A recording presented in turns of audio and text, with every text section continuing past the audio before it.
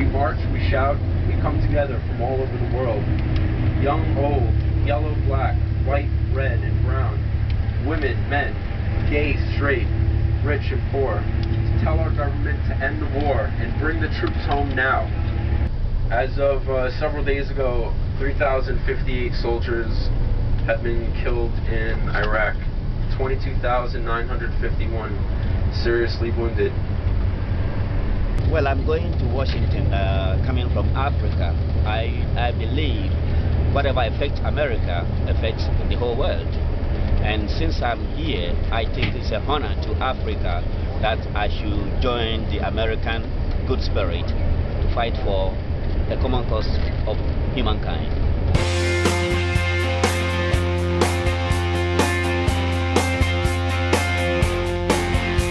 Today's the day our younger son is going off to war, fighting in the age-old battle we sometimes won before. Flags that line old Main Street are blowing in the wind. These must be the flags of freedom flying. Church bells are ringing, the families stand and wait. Some of them are crying, 'cause the soldiers look so brave. Looking straight ahead, like they know just where they're going. Past the flags of freedom flying. Sister has her headphones on. She hears the music blasting. She sees her brother marching by. Their bond is everlasting. Listening to Bob Dylan singing in 1963. Watching the flags of freedom flying. Sees the president speaking on a flat screen TV in the window of the old appliance store. She turns to see her brother again, but he's already walking past. The flags of freedom flying.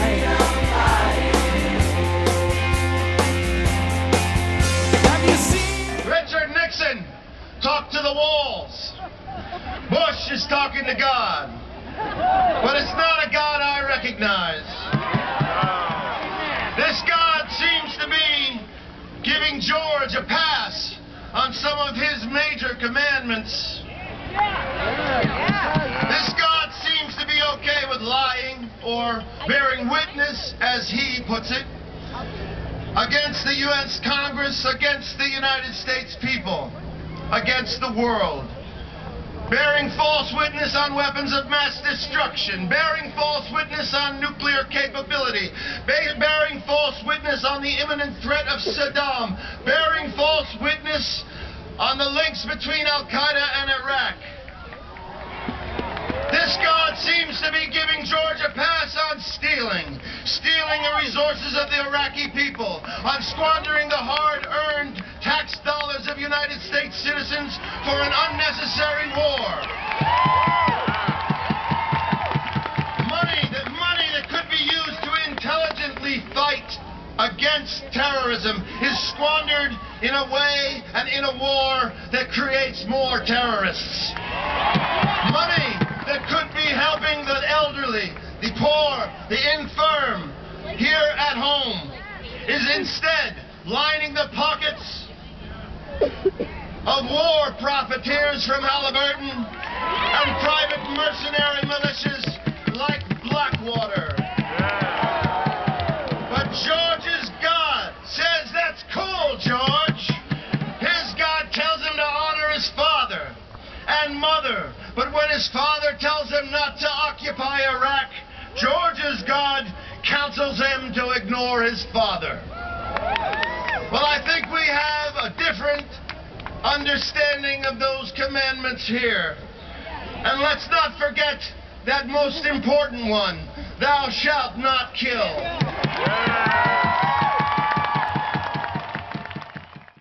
Imagine you witness your closest friend being torn apart by enemy fire. Imagine you discover that the person you thought was an insurgent that you killed turns out to be an innocent child or someone who looks similar to your mother. Now imagine you lost a limb. You lost your eyesight. You lost a friend. You lost your sanity and you lost your innocence for an unappreciative society and an unconcerned elected government. This is the testimony of Garrett Reppenhagen, who spoke earlier, Cavalry Scout and Sniper in the U.S. Army 1st Division from 2004 to 2005. He continues, I didn't expect to come home to find there's no plan for addressing the needs of veterans like myself. I don't understand how, despite being in the middle of not one but 2 wars, our government is actually scaling back on services that are critical for men and women trying to re-enter civilian society. Here are some staggering facts. 1 in 3 homeless Americans are military vets, and that is rising. 1 in 4 vets with PTSD sought medical care from the VA, where they experienced a 2 to 3 month wait to see a doctor. We're here because it's our job, just like it's yours. We're Americans, and our fellow Americans are dying as we're standing here today. We are dependent on our Congress, but our Congress is dependent on us, and we're going to come out here in these numbers and in doubled numbers. And we're going to send our Congress this message. We've heard the excuse, if I had known then what I know now. Well, we're here to tell them now what they have to know in 2008. And if they don't stand up and make a resolution as binding as the death toll, we're not going to be behind those politicians.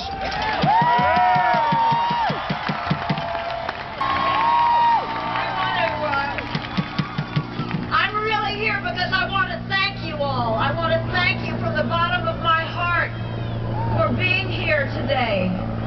So many of you, so many of today's speakers, including my fellow actors up here, were here at the very beginning, before we went into Iraq, because you knew and they knew what was in store.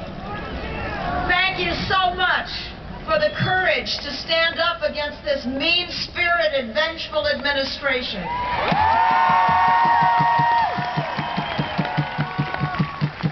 Your actions are proof that the most precious part of this country, its soul, is alive and well, so thank you.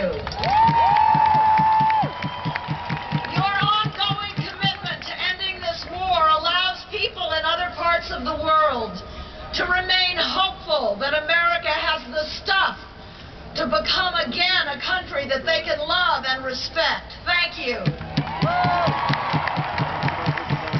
I especially want to thank and acknowledge the servicemen and women and the military families and Gold Star mothers that are here.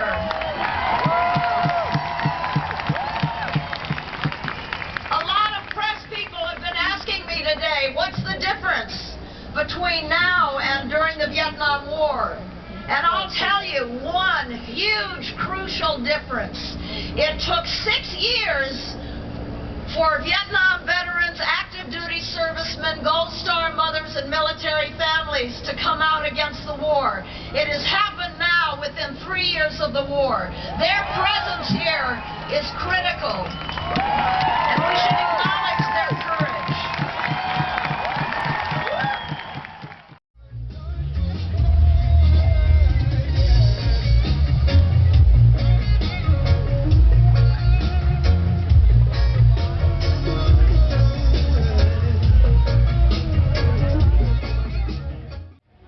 We're all soil from the same earth, fibers from the same shirt, branches from the same tree, waves from the same sea, plasma from the same blood, created from the same love.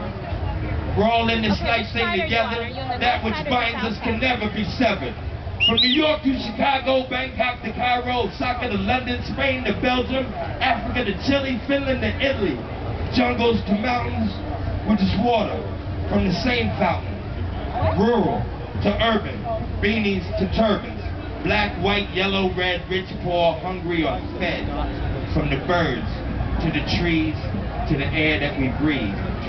One is the sum of all totals. One nation, one declaration of independence from abominations perpetrated by corporations and politicians with self-serving ambitions. Man, I know it doesn't really have to be like this.